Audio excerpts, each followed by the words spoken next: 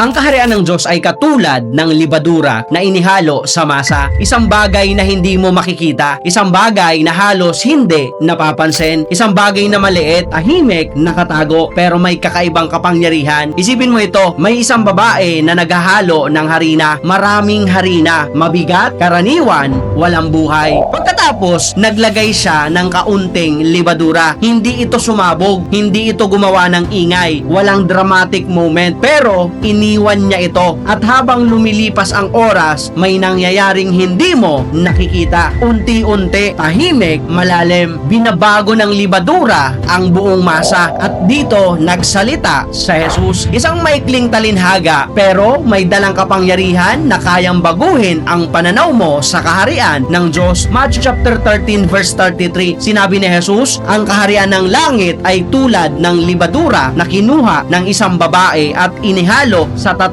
takal ng harina hanggang sa ito ay umalsa. Isang talata, isang larawan, pero isang napakalalim na katotohanan. Una, ang kaharian ng Diyos ay nagsisimula sa loob. Ang libadura ay hindi inilalagay sa ibabaw. Ito ay inihahalo sa loob. Hindi mo ito makikita mula sa labas. Pero ito ang nagdidikta ng mangyayari sa loob. Ganito ang kaharian ng Diyos. Hindi ito nagsisimula sa labas. Hindi ito sa itsura. Hindi ito sa label.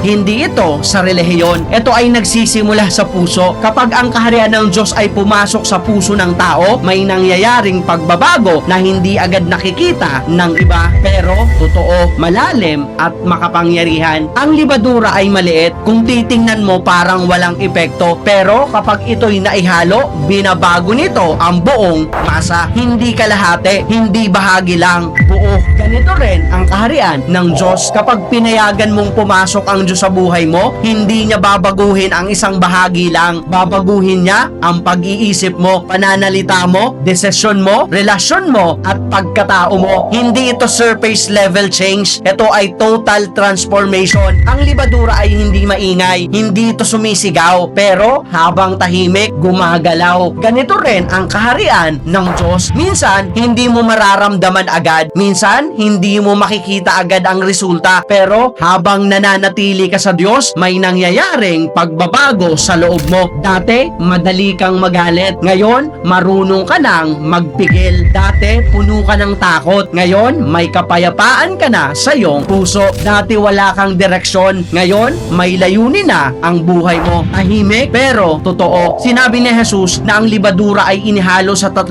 takal ng harina. Malaki iyon. Ibig sabihin, kahit gaano kalaki ang masa ng buhay mo, kayang abutin ng kaharian ng Diyos. Walang bahagi ng buhay mo na hindi kayang baguhin ng Diyos. Kahit nakaraan mong puno ng kasalanan, sugat na dala mo, takot na kinikimkim mo, at lihim na kasalanan. Kapag ang kaharian ng Diyos ay pumasok, walang maiiwan na hindi magbabago. Sa ibang bahagi ng pagtuturo ni Jesus, binanggit din niya ang libadura ng mga paraseyo na sumisimbolo sa kasinungalingan at pagkukunwari. Ibig sabihin, may dalawang uri ng impluensya sa buhay. Libadura ng Diyos, nagdadala ng buhay. Libadura ng mundo, nagdadala ng pagkasira. Parehong maliit, parehong tahimik, pero magkaiba ng resulta. Kaya ang tanong, ano ang hinahayaan mong pumasok sa puso mo? Kapag ang libadura ay gumalaw, hindi lang isang bahagi ang naaapektuhan, lahat. Ganito rin ang kaharian ng Diyos. Kapag binago ka ng Diyos, ang pagbabago mo ay makikita ng iba. Ang pamilya mo mapapansin, ang kaibigan mo mapapansin, ang paligid mo mapapansin ito, at ang tahimik na pagbabago sa loob mo nagiging liwanag para sa iba. Dahil ang kaharian ng Diyos ay hindi lang nagtuturo, binabago nito ang buo mong pagkatao. Hindi ka iiwan kung saan ka nagsimula, hindi ka pababayaan sa dati mong buhay, hindi ka hahayaan na manatiling pareho. Sa kaharian ng Diyos, ang wasak ay inaayos, ang sugatan ay gumagaling, ang nawawala ay natatagpuan, ang walang direksyon ay nagkakaroon ng layunin. At lahat ng ito nagsisimula sa isang maliit na bagay, isang pusong bukas sa Diyos. Kung ang puso mo ay parang masa, ano ang nakahalo dito?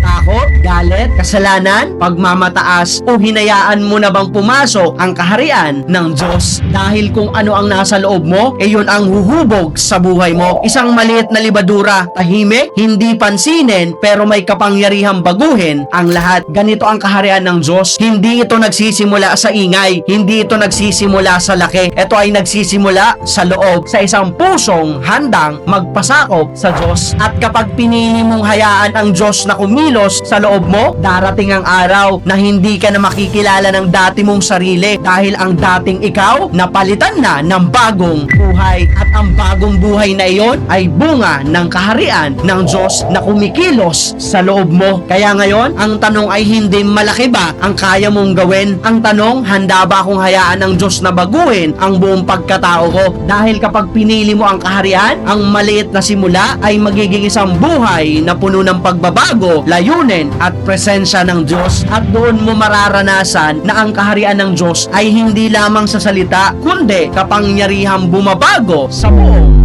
buhay mo.